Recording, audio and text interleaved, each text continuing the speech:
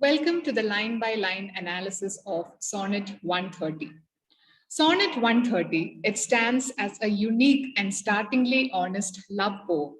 Unlike the usual love poems, where we have lovers express all kinds of praise for their lovers, this sonnet, it acts as an antithesis to the sweet conventions of Petrarchan ideals that were quite prevalent during the times of Shakespeare.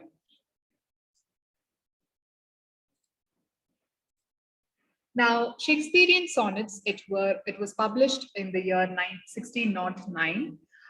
These autobiographical sonnets, they're divided into two sections. One is addressed to the fair youth, and the other set, they are addressed to the dark lady. So from sonnet 127 to 154, it is addressed to the dark lady. And these are the common themes that is addressed within Shakespearean sonnets. They are strong attachment, jealousy, grief, joy, and beautiful experiences. So the Dark Lady sonnets, they end the sequence on a disturbing note of sorrow and self-loathing. So let's see how the sonnets go. So this is how sonnet 130 goes. My mistress's eyes are nothing like the sun. Coral is far more red than her lips red. If snow be white, why then her breasts are dun? If hairs be wires, black wires grow on her head. I have seen roses damasked red and white, but no such roses see I in her cheeks. And in some perfumes is there more delight than in the breath that from my mistress reeks. I love to hear her speak, yet well I know that music hath a far more pleasing sound. I grant I never saw a goddess go. My mistress, when she walks, treads on the ground. And yet by heaven I think my love as rare as any she bellied with falls compare. So this is how the poem is. Now let's see what each of the lines mean. So the first line is, my mistress's eyes are nothing like the sun. So here in this line, Shakespeare, he doesn't hold back in his denial of the mistress's beauty. Now, what we need to remember is that back when Shakespeare was writing the sonnet, it was all the rage to compare the lover's eyes to either sun or sunlight. That is to show that it was bright. Therefore, in this line, Shakespeare, he completely negates this using the phrase nothing like to emphasize that this female's eyes is not at all bright. They were, according to a line in the sonnet, in sonnet 127, it is specifically mentioned that her eyes were like raven black. So he says that he reinforces the fact that his lover's eyes are not bright like sun or sunlight. Instead, it is dark and black. Now, the second line, coral is far more red than her lips red. So here in the second line, it basically focuses on the mistress's lips, as you can see in the line, and it informs the reader that they are not at all red, not red as coral, that is the marine corals. So again, something, it is red, the color red, it is considered to be an ideal based on the feminine physical ideals. It is considered to be the beauty ideal, okay, red lips. So again, this is something considered to be perfect color for the perfect female based on the feminine ideals. So here, Shakespeare, the speaker makes it clear that his mistress's lips are not red. They are not as beautiful as the authors say to be. So the line 3 and 4. If snow be white, why then her breasts are dun? If hairs be wires, black wires grow on her head. So in the third and fourth line, what we need to understand here is that we have details on the anatomy of the mistress. However, in an unorthodox way, not like the usual way how poets talk about it. So what you need to understand is that back in Shakespeare's time, like in the earlier lines, the ideal woman was, fair or white. She was slender. She was blonde haired, red lipped. She had bright eyes, and she basically had silky, smooth, white skin. So these were the feminine ideals back in Shakespeare's time. So basically, quite different. These ideals are quite different from the lover woman that we have, the mistress of the speaker that we have in Sonnet 130. So here, Shakespeare or the speaker says that her breasts are dull, gray brown color, not snow white. Okay, it's not bright, it's not fair, it is dull, gray brown color, and she has hair, dark hair that stands out as wires. So simply imagine, comparing your lover's hair to these thin metal. So that is how Shakespeare does it. He says that his mistress's, the breasts are not white or fair. It is simply gray brown in color, and her hair, it looks like black wire, that is metal wire itself. So the next line, I have seen roses damasked red and white, but no such roses see I in her cheeks. Okay, so this is the fifth and sixth line that we have.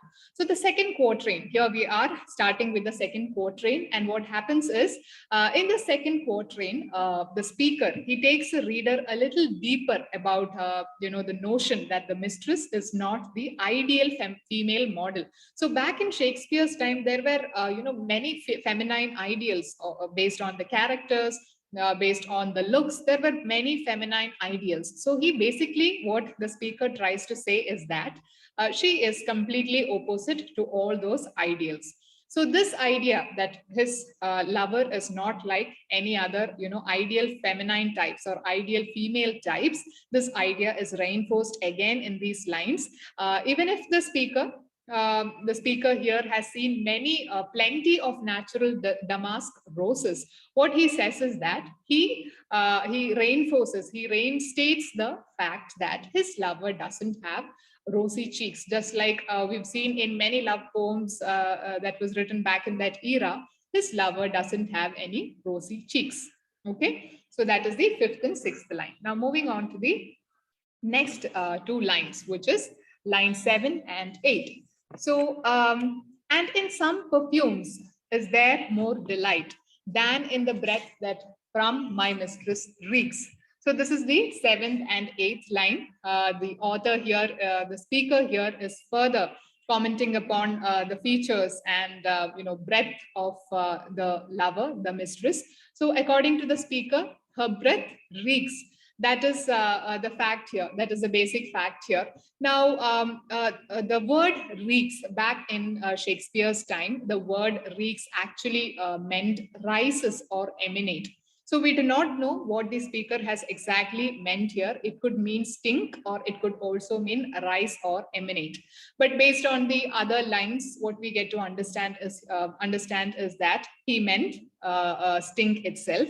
So he basically says that the breath of the lover, that is the mistress, reeks or stinks. Now, the next lines. I love to hear her speak, yet well I know that music hath a far more pleasing sound.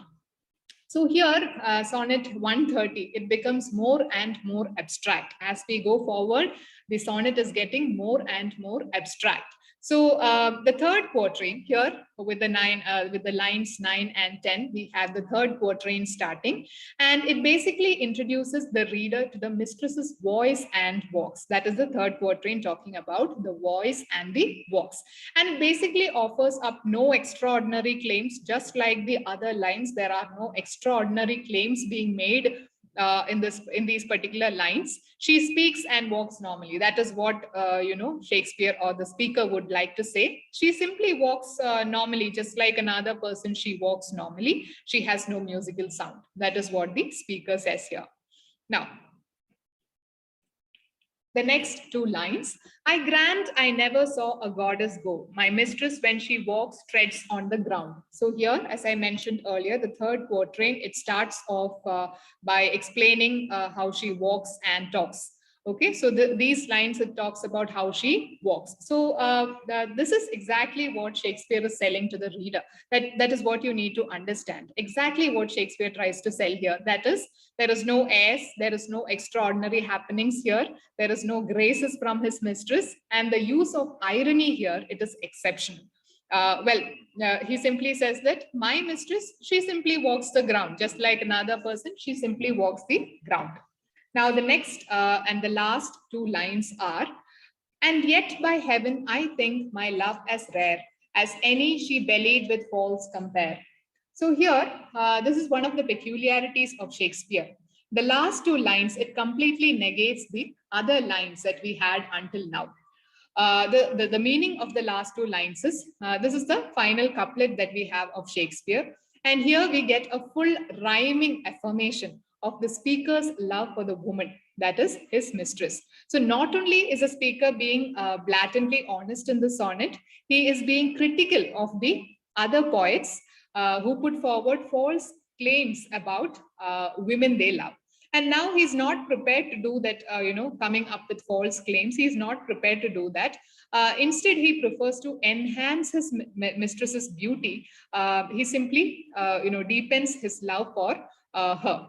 Now, in this brutally, these are the meaning that we get out of these particular lines, the 14 lines, and in being brutally open, candid and unconventional. It is such an unconventional poem. The speaker here has, ironically given the mistress a heightened beauty simply because he doesn't, dote on her outward appearance. He's not concentrating on her outward appearance alone. So Sonnet 130, it is what you need to understand here is that it is an unusual poem because it turns the idea of ideal female beauty, around, and it offers the reader an alternative view of what it is actually like to love a woman, despite the shortcomings. Okay, whatever shortcomings, physical flaws she has, the lover, the speaker, loves the woman. And it basically parodies other sonnets of the Elizabethan era. That is the main point here. It parodies the other Elizabethan, the poems of the Elizabethan era, which were heavily into Petrarchan ideals, where the women, who were wrote about were, continually praised, and they were beyond reproach. That is the idea that we get. So in this sense, Sonnet 130 is an anomaly. It is a unique poem that basically breaks the rules of conventions and breaks a new ground in the process. So yes. And one more thing about Sonnet 130 is that Shakespeare, he must have, what we need to understand here about the poet Shakespeare himself is that he must have known what he was doing when he wrote this particular sonnet, because he basically ridicules the art form that he himself was a master of. Okay, so being the upstart crow that he was, he couldn't simply help but mock the other writers who were sticking to the Petrarchan model. So Shakespeare wrote 154 sonnets in total. This is a general information. And with sonnets, as I mentioned earlier, 127 to 154, it belongs to the mysterious dark lady, who was possibly a real life lover of the poet himself. So Sonnet 130, it basically belongs to a subset of poems that delve into relationship, the aspects of relationships, about expressing pain, delight, anguish, and playfulness. So it is clear from these 28 sonnets, that is from 127 to 154, that the speaker, he was deeply in love with this particular woman, yet torn emotionally because she lied, she was deceitful, and she was cruel. So these are the facts that we get from the other sonnets. So by basically accepting her faults, her physical and her character-wise flaws, he still loves her. So these are the lines from Sonnet 141. In faith, I do not love thee with mine eyes, for they in thee in thousand error notes. Okay, so basically, this is the general idea that we have regarding the dark lady to whom Shakespeare has, the speaker has addressed certain things. So basically, the thing is that he is able to confess his alternative love. That is by, usurping the Petrarchan ideals in total, and by highlighting the mistress's errors. The speaker, he arguably succeeds in strengthening the bonds of love that he has for the lover woman or the mistress. So this is basically the line by line analysis of the poem. We shall read the poem once again. Now, with the ideas gathered, you can simply, get the ideas, and we can read the poem once again. Yes, the poem was like this. My mistress's eyes are nothing like the sun. Coral is far more red than her lips red. If snow be white, why then her breasts are dun? If hairs be wires, black wires grow on her head. I have seen roses damasked red and white, but no such roses see I in her cheeks. And in some perfumes is there more delight than in the breath that from my mistress reeks. I love to hear her speak, yet well I know that music hath a far more pleasing sound. I grant I never saw a goddess go. My mistress, when she walks, treads on ground. And yet, by heaven, I think my love as rare as any she bellied with false compare. So, this was the poem. Thank you. That's all.